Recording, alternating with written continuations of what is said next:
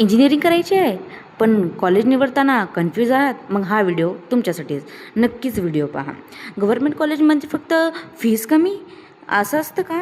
नाही. आणि government college of engineering Yavatmal खरंच कसं आहे हे जाणून घ्यायचं असेल तर हा व्हिडिओ शेवटपर्यंत नक्कीच पहा.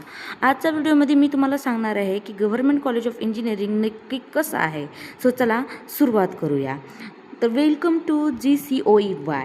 हे कॉलेज यवतमाळमध्ये आहे आणि इंजिनिअरिंग करण्यासाठी एक चांगला गव्हर्मेंट ऑप्शन म्हणून ओळखलं जातं. पण कोणतंही कॉलेज चांगलं किंवा वाईट हे फक्त नावावरून ठरत नाही हां. हे तिथं मिळणारा अनुभव कसा आहे हे जास्त इम्पॉर्टंट. पण एक गोष्ट मी खरं खरं सांगते की कॉलेज परफेक्ट नसतं. कॉलेज आपल्याला ऑपॉर्च्युनिटी देतं. त्या ऑपॉर्च्युनिटीचा फायदा घेणं हे आपल्या हातात असतं.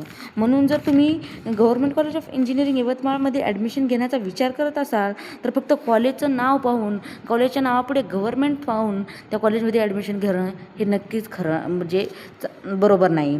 तुमची ब्रँच, तुमचं गोल, तुमची काही स्वप्न किंवा कॉलेजमधील ऑपॉर्च्युनिटी ह्या सगळ्या गोष्टींचा विचार करून तुम्ही कॉलेजमध्ये ॲडमिशन घ्यावं असं माझं तरी मत आहे.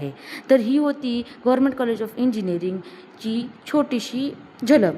गव्हर्मेंट कॉलेज ऑफ इंजिनिअरिंगबद्दल जर तुम्हाला आणखीन काही जाणून घ्यायचं असेल किंवा गव्हर्मेंट कॉलेज ऑफ इंजिनिअरिंगची ॲडमिशन प्रोसेस किंवा इतर काही माहिती करून घ्यायचं असेल तर नक्कीच हा व्हिडिओ मला कमेंट करा. मी नक्कीच व्हिडिओ करायचा ट्राय करेल. आणि शेवटी लाईक करा, शेअर करा आणि सबस्क्राईब करा. धन्यवाद.